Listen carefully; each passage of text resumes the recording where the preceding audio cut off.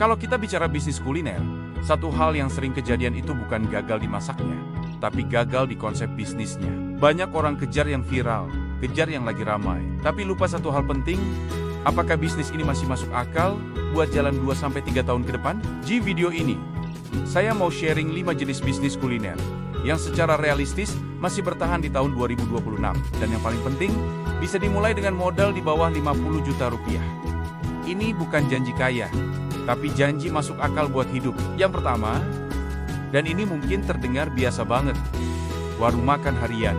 Nasi, lauk sederhana, masakan rumahan. Kenapa ini bertahan? Karena orang tetap butuh makan setiap hari. Warung itu bukan soal branding keren, tapi soal rasanya konsisten, penyajiannya cepat, dan harganya masuk akal. Dengan modal di bawah 50 juta, ini sangat mungkin jalan. Bahkan, banyak banget yang memulai bisnis ini langsung dari dapur rumah mereka sendiri. Nanti di tahun 2026, yang akan bertahan itu bukan warung yang menunya paling banyak, tapi warung yang fokus, rapi, dan repeat ordernya jalan terus. Nomor 2 adalah ayam olahan sederhana. Ayam goreng, ayam sambal, atau ayam bakar biasa. Bukan franchise, bukan yang sistemnya ribet. Kenapa? Karena ayam itu protein paling aman di Indonesia. Semua segmen, semua kalangan, makan ayam. Yang penting di sini bukan variasi sausnya yang aneh-aneh, tapi bumbunya kuat, operasionalnya simple, dan bisa konsisten setiap hari. Modalnya 50 juta, sangat masuk. Kamu bisa mulai dari gerobak, booth kecil di depan minimarket, atau bahkan model cloud kitchen juga bisa banget. Yang ketiga, frozen food skala rumahan. Ingat ya, ini bukan pabrik besar, tapi produk seperti ayam marinasi nugget homemade, atau lauk siap masak. Kenapa bisnis ini bakal bertahan?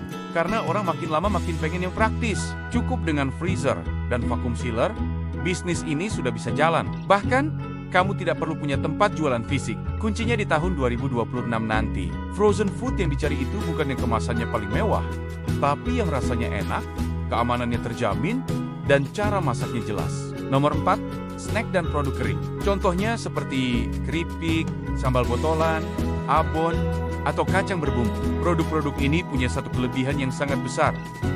Tahan lama, artinya kamu tidak perlu kejar-kejaran sama waktu sebelum basi. Selain itu, produknya bisa dikirim keluar kota dan bisa dijual sepenuhnya secara online. Modal di bawah 50 juta sangat memungkinkan. Saran saya, fokus pada satu produk andalan dulu. Jangan langsung bikin terlalu banyak variasi. Dan yang kelima, catering harian skala kecil. Ini bukan catering untuk pernikahan yang besar ya, tapi untuk makan siang, canter-canter kecil atau langganan keluarga di perumahan. Kenapa ini akan tetap ada? Karena banyak orang sudah capek mikirin mau makan apa setiap hari. Dengan sistem langganan, cash flow kamu jadi lebih aman. Kamu masak sesuai pesanan, jadi minim sisa bahan makanan. Yang penting di bisnis ini cuma 3 hal. Pengiriman tepat waktu, rasa yang konsisten, dan sistem pemesanan yang tidak ribet. Jadi, kalau kamu punya modal di bawah 50 juta, saran saya satu, jangan kejar tren, kejarlah kebutuhan. Bisnis kuliner yang bertahan di tahun 2026 itu bukan yang paling estetik, tapi yang dibutuhkan setiap hari. Yang sistemnya bisa diulang terus-menerus, dan yang operasionalnya tidak bikin kamu capek sendiri. Kalau video ini bermanfaat buat kamu, jangan lupa subscribe. Dan kita lanjut bahas dunia kuliner secara jujur dan realistis. Sampai jumpa di video selanjutnya.